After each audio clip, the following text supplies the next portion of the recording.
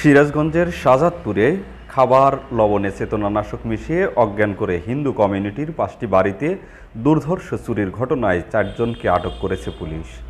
আটককৃতরা হলো উপজেলার হাবিবুল্লাহনগর ইউনিয়নের হামলাকুলা গ্রামের মৃত হাসেন আলীর পুত্র মোহাম্মদ আল আমিন সরকার, পর্জনা ইউনিয়নের বড় মহারাজপুর গ্রামের মৃত আজিজুল মোল্লার পুত্র মোহাম্মদ সাইদুল ইসলাম ওরফে মদন, মোহাম্মদ ময়নাল হোসেনের পুত্র সিএনজি চালক মোহাম্মদ হামিদুল ইসলাম এবং চিত্ত কর্মকারের ছেলে শ্রী পল্লব কর্মকার।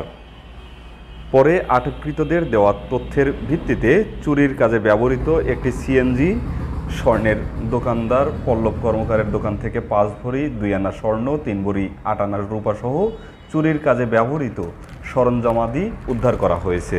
বুধবার বেলা 11:30টায় শাহজাদপুর থানার অফিসার ইনচার্জ মোহাম্মদ আসলাম আলী এ তথ্য জানিয়েছেন।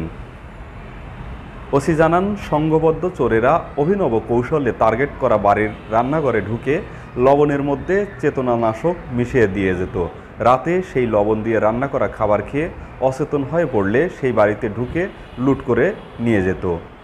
এরই ধারাবাহিকতায় গত ২ নভেম্বর গভীর রাতে উপজেলার কাইমপুর ইউনিয়নের গারাদহ পালপাড়ার হিন্দু কমিউনিটির ৫টি বাড়িতে দুর্ধর্ষ চুরির ঘটনা ঘটে। এ ঘটনায় শঙ্কর পাল বাদী হয়ে শাহজাদপুর থানায় মামলা দায়ের করে। ওই মামলার সূত্র ধরে শাহজাদপুর থানা পুলিশের একটি দল অভিযান চালিয়ে ৪ জনকে আটক করে। পরে তাদের কাছ থেকে স্বর্ণালংকার, রূপা, চুরির কাজে ব্যবহৃত সিএনজি এবং সরঞ্জামাদি উদ্ধার করা হয়। এ ঘটনায় আটককৃতদের বিরুদ্ধে আইনানুগ ব্যবস্থা গ্রহণ করে বিজ্ঞ আদালতে সোপর্দ করা হয়েছে। শাহজাদপুর উপজেলা গারাদহ ইউনিয়নের পালপাড়া হিন্দুপাড়া 5টা বাড়িতে অজ্ঞান করে পুরো বাড়ির সকল সদস্যদের অজ্ঞান করে রেখে পুরো বাড়িতে তাদের টিন কেটে ঘরে ঢুকে ধরেন মালামাল স্বর্ণালংকার চুরি করে, মোবাইল ফোন চুরি করে দিয়ে দেয়। এই ঘটনার পর থেকেই মাননীয় পুলিশ সুপার মহোদয়, আমার অতিরিক্ত পুলিশ সুপার শাহজাদপুর সার্কেল মহোদয় সাবেক দিক নির্দেশনায় আমরা টিম শাহজাদপুর এই ঘটনা সংক্রান্তে ব্যাপক অনুসন্ধান ও গোয়েন্দা ইন্টেলিজেন্স সংগ্রহের কাজ শুরু করি। এর ভিত্তিতে আমরা এই গোয়েন্দা ইন্টেলিজেন্সের ভিত্তিতে আমরা গতকাল রাত্রে সন্ধ্যার পরে এর যে আসামি আমরা আগ্রাবাজার থেকে আলামিনকে গ্রেপ্তার করি। পরে আলামিনকে জিজ্ঞাসাবাদে তার তথ্য মতে আরও ৩ জন আসামিকে গ্রেপ্তার করি।